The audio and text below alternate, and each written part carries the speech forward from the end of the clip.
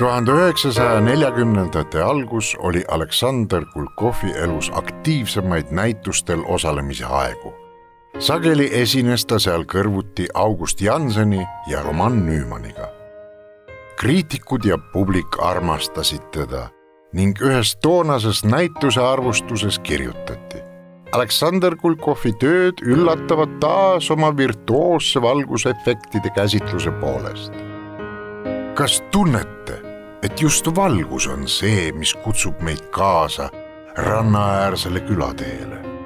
Lisaks aeglase eluviisi ligitõmbav mõju, sujuvalt rannasuunas liikuv valge lainehari, õrna priisi käes võbisevad kaselehed ja valges pilvevahus taevas.